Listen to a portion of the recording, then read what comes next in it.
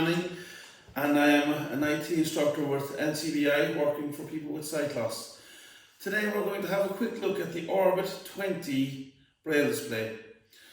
Now, the Orbit 20 Braille display is exactly what it says on the tin. It's a Braille display, so you can connect it to a laptop using JAWS or NVDA, or you can connect it to an iOS device such as an iPhone, and you can read whatever Braille is being produced by your laptop or by your iOS device on the 20 cells of Braille which are on the Braille display itself. That's why it's called the Orbit 20. For example, the Orbit 40 is now in circulation, and that would have 40 cells of Braille. Okay, so the layout of the actual device itself, it has at the back here, facing away from you, it has your power port.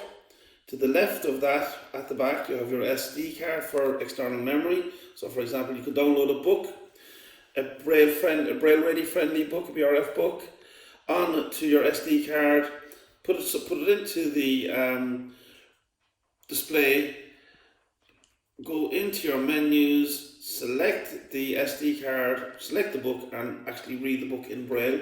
To the left of that SD memory port is your on-off button, and again you hold this button in for about 2 or 3 seconds, and you will hear the actual Braille display coming into life, and you'll actually hear the Braille actually coming up on the cells itself. I suppose if there's anything that distinguishes this Braille display, is that it does make a very distinctive noise when it changes the Braille, when it refreshes the Braille, or actually when it turns on and when the actual initial Braille comes on itself.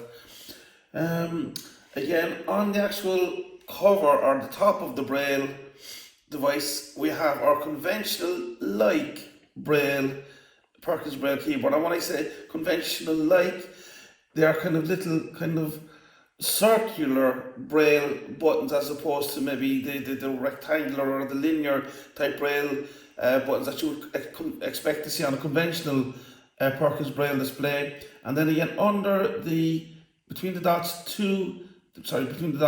1 and 4, we have our space bar, and between dots 1 and 4, we have our little arrow, or our little arrow up, arrow down, arrow left, arrow right, control keypad, and that again allows us to arrow up or down through our menus from within the actual Braille display itself.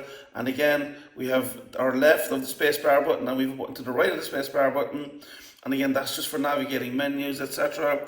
Down under here we have our actual 20 cells of Braille display just down under the spacebar, and to the left and to the right of that Braille display we have our scroll up and scroll down, or pan up and pan down. These are for panning the actual Braille on the display itself.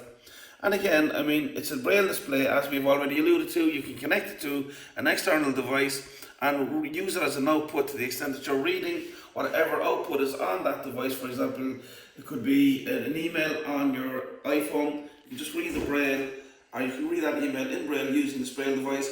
Or again, you can use the SD card to import a Braille book and read the book using your Braille display.